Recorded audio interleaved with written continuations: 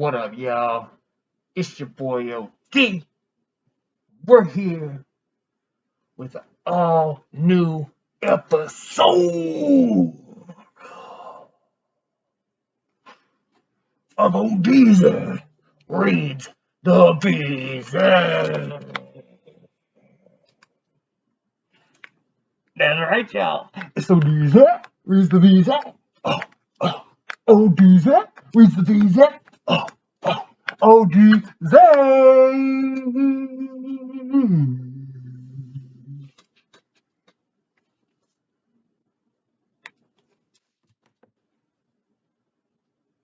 That's me.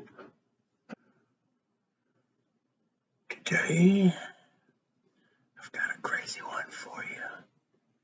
Today, we're going to talk about a mass murdering crazy man who was hired,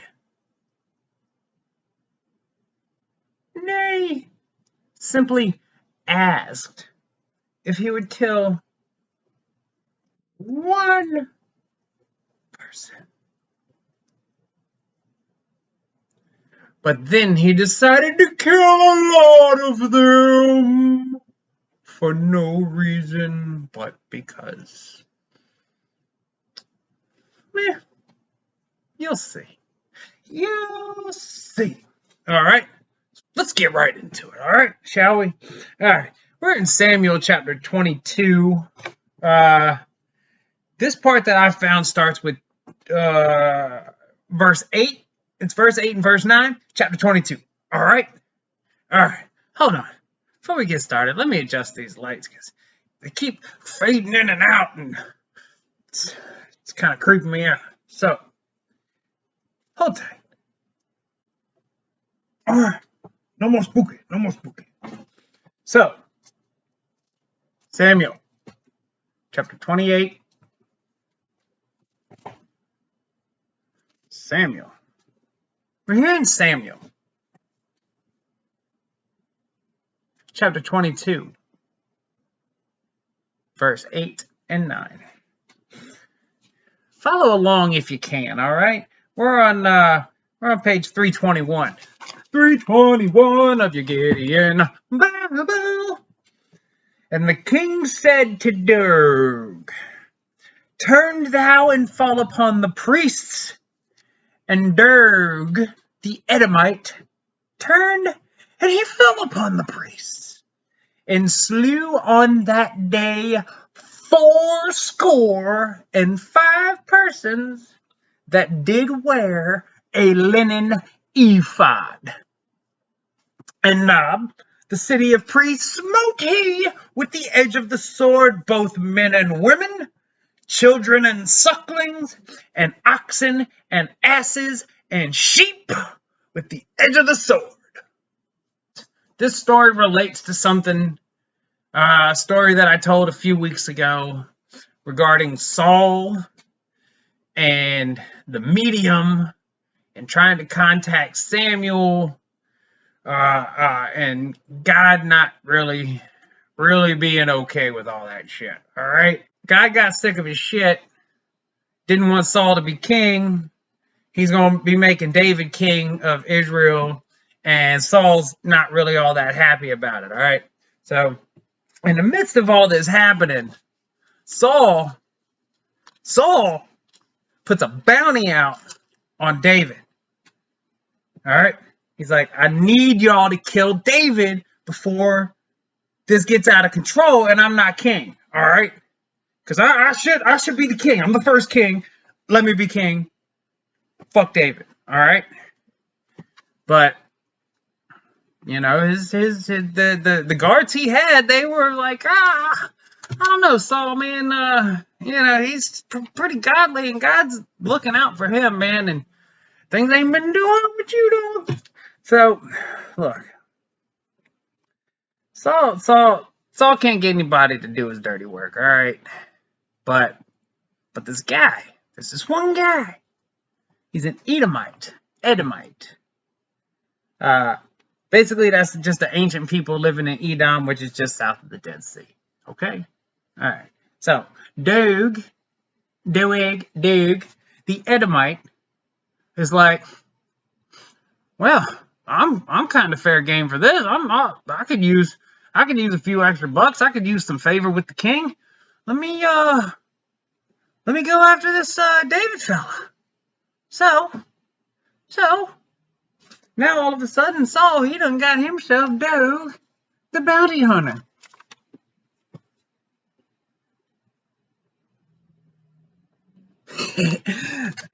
So look, here's part of the reason why Saul had a problem with David. All right. David had gone out and killed Goliath, right? Hit him in the head with a rock. Chopped his head off. Boom. No big deal, right? All the people of Israel, all those people, they got super excited. And they were just like, oh my God, David is the shit. All right? So David killed this one giant, and everybody was like, fuck yeah, David, you're the man.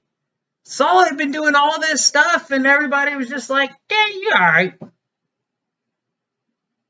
So, I mean, Saul was a little perturbed. But then again, he had not been following God's orders, and things had not been going great for his people. I didn't write the story. It's right there. So, Doeg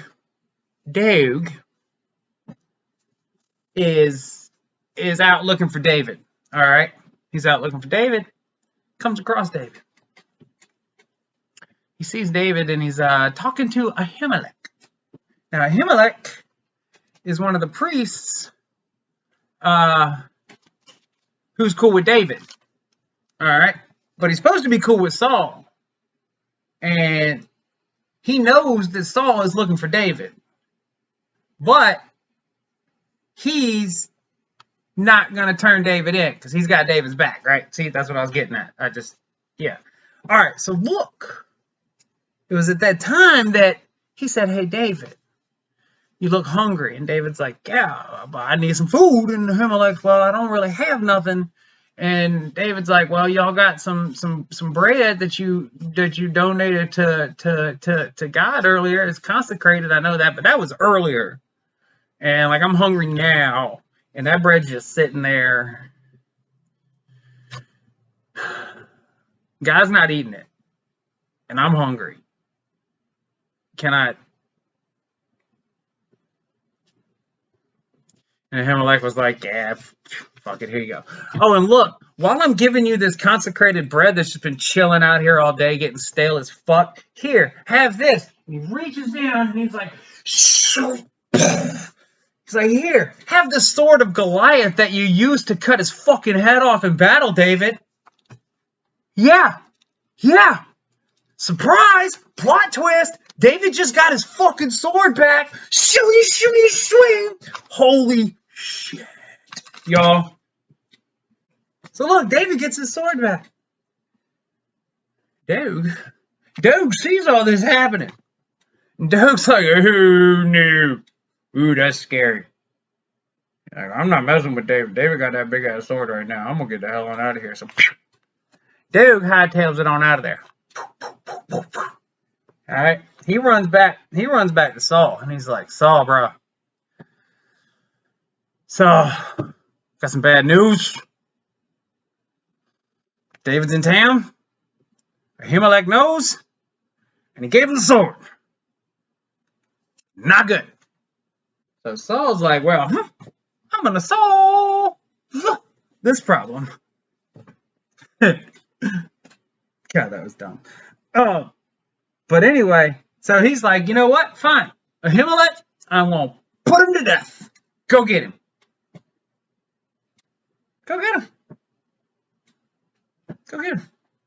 So somebody runs over there and they're like, Ahimelech, Saul needs to talk to you, bud.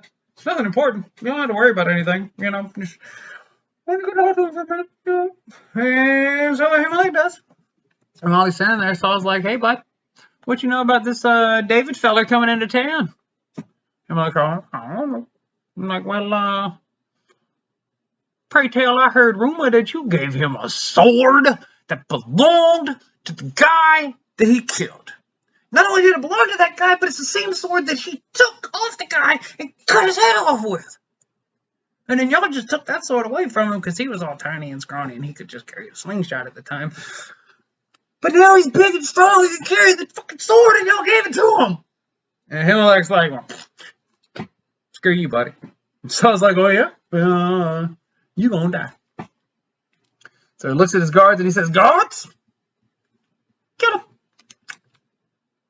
That one, right there. Get him. Guards refused. Guards wasn't having it. But there was somebody standing on the side that was ready to kill that poor guy. And his name was Dog. Dog the bounty hunter from Edom. Dog the Edomite, the bounty hunter. And he said, hey, Saul, let me kill him. Let me kill him.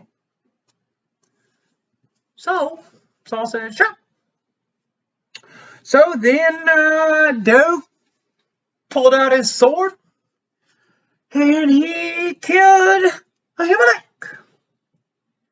And then he went out into the town and he proceeded to kill 84 more priests with his sword. He just ran through them, just anybody that had David's back. Any of the priests that were on Ahimelech's side, that supported David, that were cool with him, shoot, shoot, shoot, shoot, shoot, shoot, dead. Down. Right there. I mean, the priest, I don't imagine, was tough, and there was probably some old ones, so it probably wasn't too difficult. I mean, but 85, that's a lot. You think the story ends there, huh? Well, got some bad news for you. Because Dog, the bounty hunter, was not done hunting. So, he went down to Nob. And he went down to the tabernacle in Nob. Let me see. Nob is in ancient Israel. It's near Jerusalem. All right. So he went down to Nob, to the tabernacle.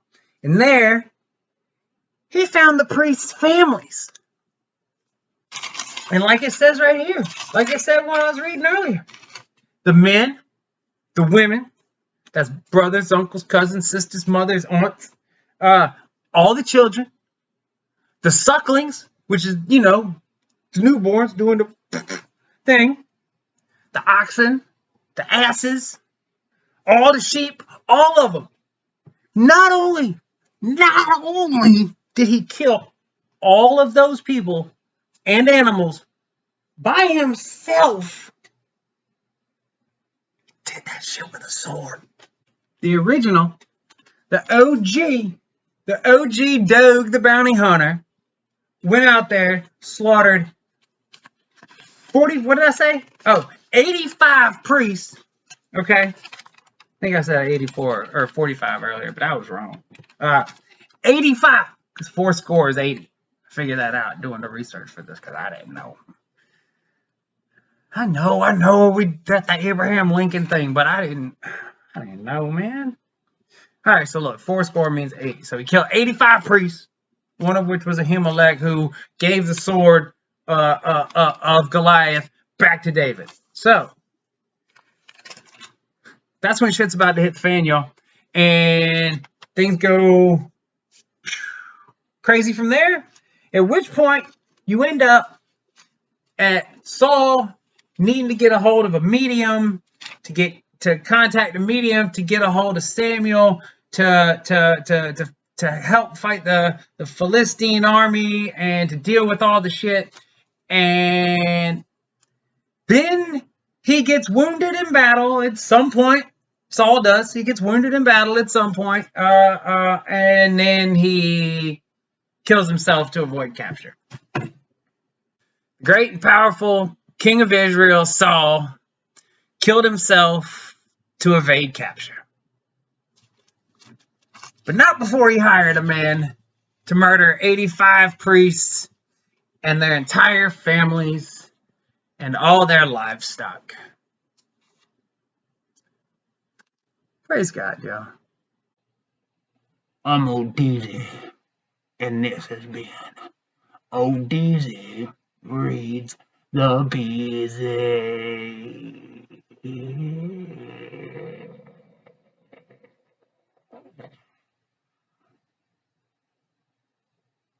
Alright? Alright. I'm out.